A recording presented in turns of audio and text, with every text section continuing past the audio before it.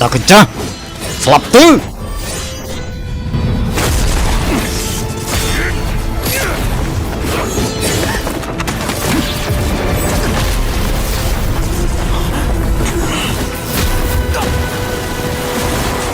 ពិតជាគ្រាន់បើមែនបើឈប់ពួកគេទៅ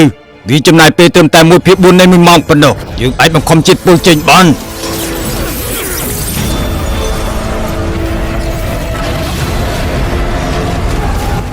ពេលគេកំពុងមកសាពើវិជាការរបស់ពួកយើងហើយឆាប់ចូលទៅបែបប្រហារទាំងអស់គ្នាទៅ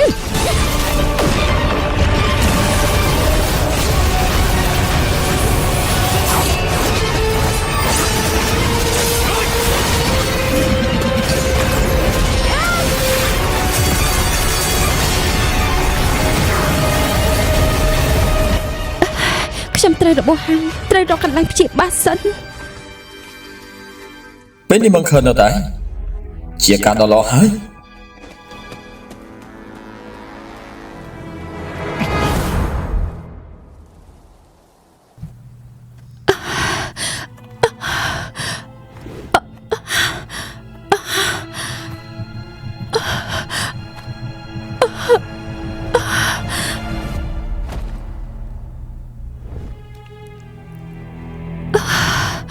ឈិនណាស់ចេញទៅ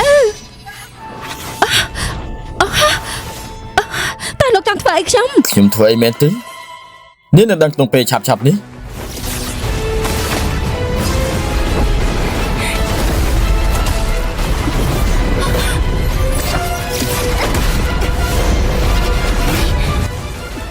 មើលទៅត្រារបស់នេះមិនអាចបំបែកបានដោយចៃដន្យទេបើមនុស្សឆ្នះទេវានឹងត្រូវបំផ្លាញ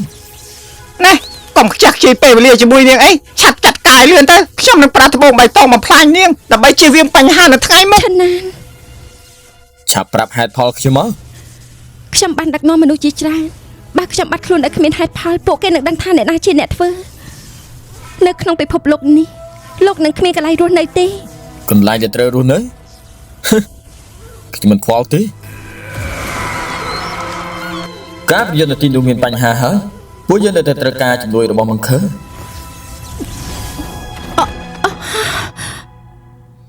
ឥឡូវនេះមានជំរើសពីរទី1ខ្ញុំនឹងព្យាបាលនេះអញ្ចឹងនឹងអាចបំបែកត្រាម្ដងទៀតហើយចូលរួមជាមួយខ្ញុំដើម្បីសម្លាប់ស្ដេចគុណកម្រិតទី5ទី2ខ្ញុំនឹងធ្វើនេះពីការហើយប្រកបមានតែអស់នេះជឿរើខ្លួនឯងទៅ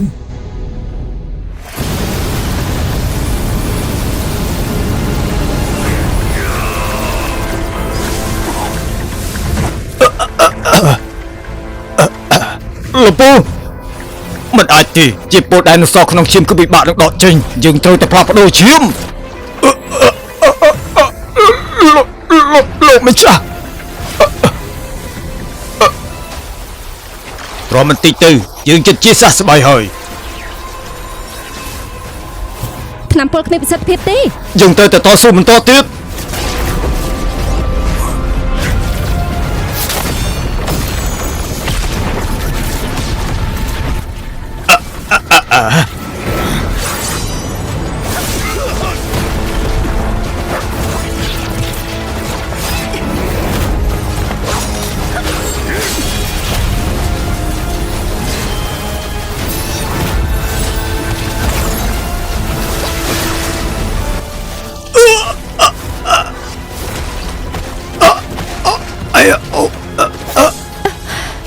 ពួកយើងមិនអាចឲ្យគេបដូរឈាមបានទេ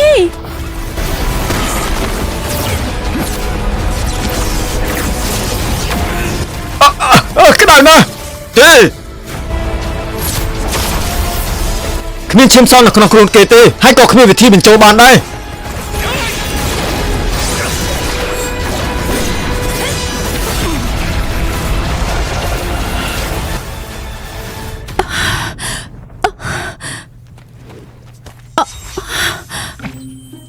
ពេលវេលាបានមកដល់ហើយឆាប់យកនេះទៅឆ្ងាយទៅដាក់ពីលើខ្ញុំមក叔父抱歉了ខ្ញុំស្ទើរតែភ្លេចឯងហើយអស់ភ្លើហើយលីងយន្តអាយ ជាអ្នកសម្លាប់ឈៀនឡុងថ្ងៃនេះខ្ញុំនឹងឲ្យឯងបង់ដោយឈាម តើមានគិតថាជាមួយនឹងកម្រិតវិជាគុណរបស់ខ្ញុំអាចសម្រាប់ឈិនឡុងបានមែនទេមនុស្សស្លាប់បាត់ទៅហើយហេតុអីត្រូវគិតច្រើនម្ល៉េះនៅទីបញ្ចប់យើងទាំងអស់គ្នាគ្រាន់តែព្យាយាមដើម្បីរស់ តើអ្វីជាការពិត គឺមិនមានការពិតទេការស្លាប់របស់ឈិនឡុងគឺមិនពាក់ព័ន្ធនឹងអ្នកណាឡើយពេលនេះគឺវាយឺតពេលហើយយើងទាំងអស់គ្នាគឺជាអ្នកចាញ់អ្នកឈ្នះមានតែម្នាក់គត់គឺមិនខើដំបូងនេះអង្គុយមើលដើម្បីទុកឲ្យពួកឯងនឹងគ្រួសារលីងខ្ញុំជាអ្នកកម្មសម្រាប់គ្នាឥឡូវនេះនាងរួមកម្លាំងជាមួយមេបកនិកាយផ្សេងៗមួយក្រុមដើម្បីតាមប្រមាញ់ពួកយើងតាមពួកឯងគិតថានាងកំពុងស្វែងរកឱកាសសងសឹកមែនទេសម្រាប់នាងឯងនិងខ្ញុំមិនសំខាន់ទេអ្វីដែលសំខាន់គឺពូរបស់ខ្ញុំលីនស៊ូកូនរបស់កូនគឺជាកូនចៅនៃនិកាយបិសាចអមតៈទាំង6 និកាយបិសាច មជ្ឈបាយដ៏អស្ចារ្យគឺគ្មានមេត្តាមនុស្សទាំងអស់គឺជាកូនអុកនិកាយតាន់តៃតែងតែមានសភាពបែបនេះឈិនឯងនិងខ្ញុំគឺជាកូនអុករបស់នាង និយាយទៀតទៅ ល្អនិងអាក្រក់មិនមែនសខ្មៅទេគឺដោយសារតែគ្រួសារលីងរបស់ខ្ញុំបានសហការជាមួយនឹងនិកាយបិសាចដើម្បីរារាំងផ្លូវរបស់និកាយតាន់តៃដូច្នេះនាងក៏បានរៀបចំល្បែងសម្រាប់ទាំងមូលតែម្ដងទៅដើម្បីចាប់ខ្ញុំនិងពូរបស់ខ្ញុំក្នុងនាមនៃភាពយុត្តិធម៌ពួកឯងមិនដឹងទេមង្ខពិតជាមនុស្សដែលមានកលល្បិចខ្ពស់ខ្លាំងណាស់ក្នុងរឿងលអាងបិសាចដើម្បីជីវិតរស់ខ្ញុំគ្មានជម្រើសទេខ្ញុំបានបញ្ចប់ពាក្យចុងក្រោយរបស់ខ្ញុំហើយដូច្នេះឯងសម្រាប់ខ្ញុំមក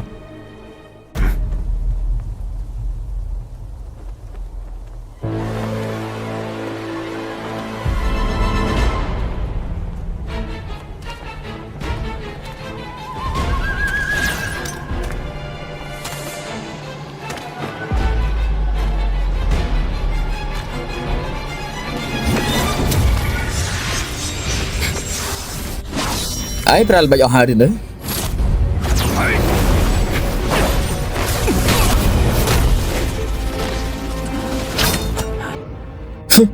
ខ្ញុំបានឃើញទង្វើរបស់ឯងអស់ហើយគិតថាខ្ញុំល្ងងជាឯងមែនទេ ឯ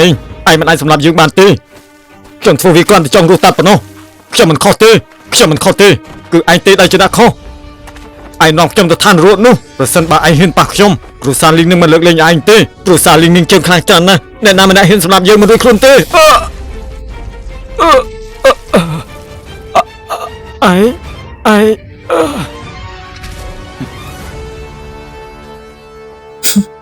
ងនិយាយច្រើនពេកហើយ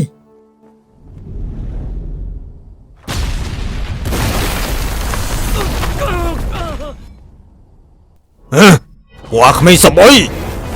ឈិនតាកាចាស់នេះចិត្តអស់ហើយឆាប់ចាត់ការទៅ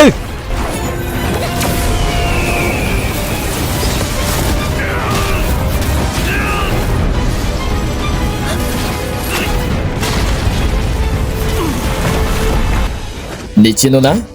មើលទៅ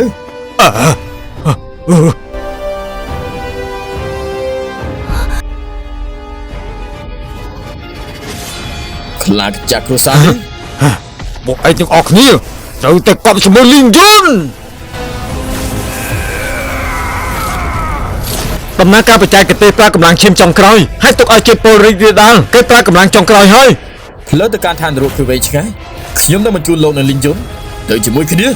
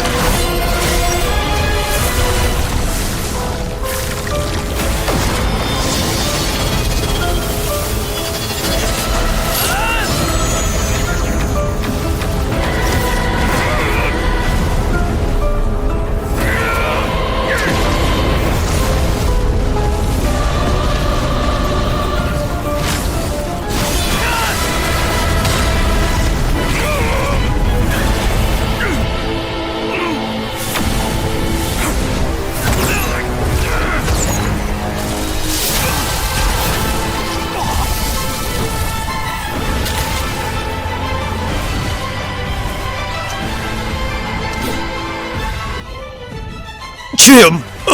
ឈាមរបស់ខ្ញុំ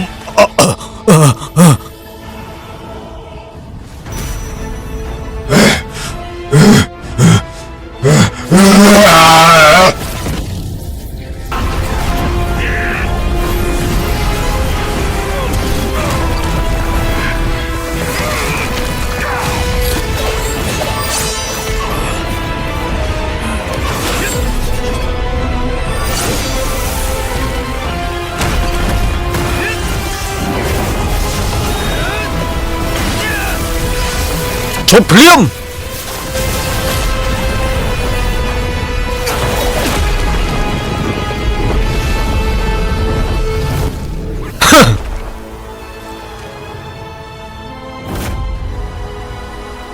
លីងសៀនក៏ជាស្ដេចក្បាច់គុណកម្រិត5ម្នាក់ដែរ ខ្ញុំប្រើគ្រប់វិធីតម្រុំតែឈ្នះស្ដេចគុណកម្រិតទី5ឥឡូវនេះម្ដងម្នាក់ទៀតហើយ ឈាមយើងចង់បានឈាម បងប្រុសទី យើងចង់បានឈាម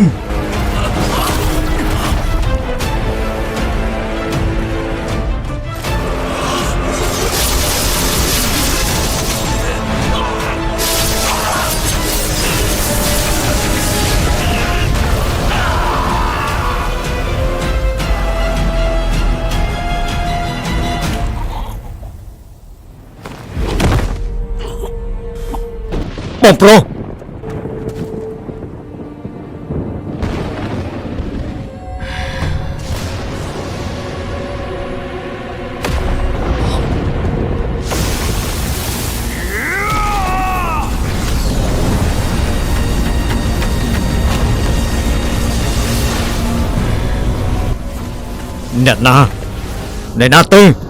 អ្នកណាទៅដែលសម្រាប់យន្តអ្នកណា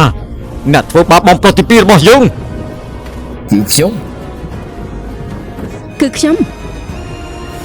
ពួកឯងគឺពួកយើង គឺជាបណ្ឌិតសភាសៀនឡានដែលបានវិនិច្ឆ័យលីងយុនជាមនុស្សមានទោស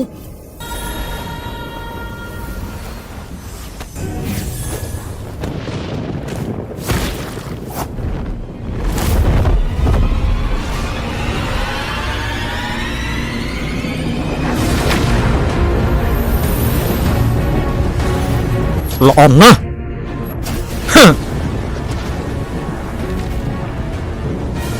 បន្ទាប់មកនេះពួកឯងទាំងអស់គ្នាត្រូវតែស្លាប់ទៅ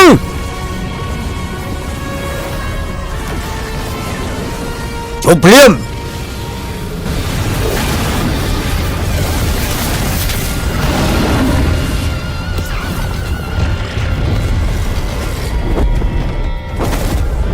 អ្នកណាគេចេញមក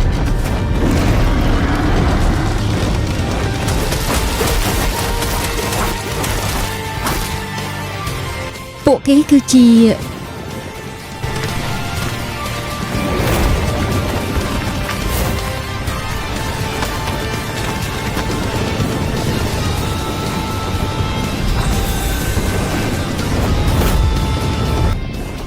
គឺពេទ្យបរិសុទ្ធស្កបជាឡាយសៀនឡាននៅសិស្សជាច្រើនដែលបានបញ្ចប់ការសិក្សារួចហើយ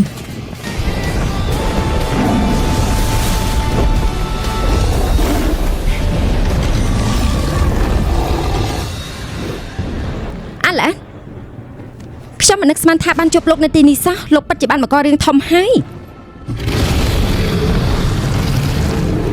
តើអ្នកណាហ៊ានធ្វើបាបសកលវិទ្យាល័យសៀនឡានរបស់យើងទៅអធិស្ឋានផងខ្ញុំលែងមានការអត់ធ្មត់ទៀតហើយប្រសិនបើខ្ញុំធ្វើបាបពួកលោកសូមអភ័យទោសឲ្យខ្ញុំផងអញ្ចឹងលោកជាប្រមុខនៃគ្រួសារលីនបេទេបែរក៏វាបហាសិស្សសកលវិទ្យាល័យសៀនឡានរបស់ខ្ញុំក្មួយប្រុសរបស់ខ្ញុំត្រូវបានសម្លាប់ហើយបងប្រុសរបស់ខ្ញុំត្រូវគេសម្លាប់ដោយរបៀបនេះដែរខ្ញុំគ្រាន់តែរយយុទ្ធថយឲ្យពួកគេតែវាខុសខ្លាំងណាស់មែនទេ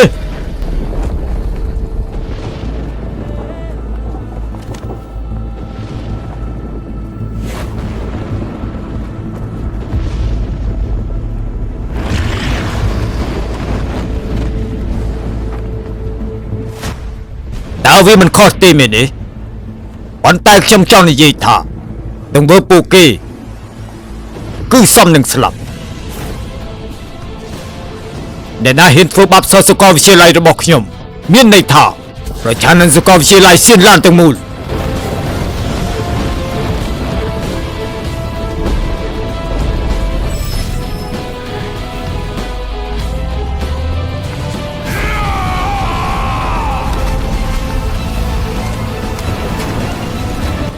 គេគឺជាស្ដេចកូនកម្រិតទី ตอนนี้ជាអ្វីដែលចង់និយាយមានដែរទេអ្វីដែលយ៉ាងលីងបាននិយាយវាជាអត្តន័យរបស់ខ្ញុំ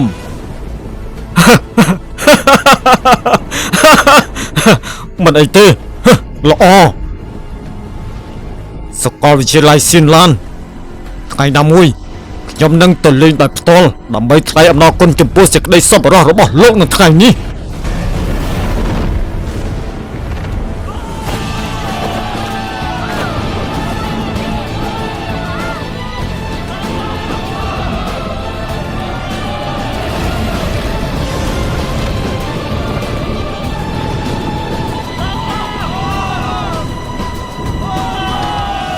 មានបញ្ហាមួយទៀតដែលត្រូវដោះស្រាយមិនខំត្រូវបានគេចាប់ខ្លួនបានហើយប៉ុន្តែយើងគួរតែសម្លាប់នាងរីយ៉ាងណា អុយកុំឲ្យខ្ញុំចាប់នាងបានម្ដងទៀតណាបើមិនដូច្នេះទេខ្ញុំនឹងធ្វើទៅរណកម្មនាង100 ដង លោកត្រូវបានគេបោកប្រហាញឆាណានថ្ងៃនេះកន្លែងនេះនឹងក្លាយជាកន្លែងបញ្ចុះសពលោក តាមពលរបស់នាងនៅរលាយបាននៅពេលណាមួយ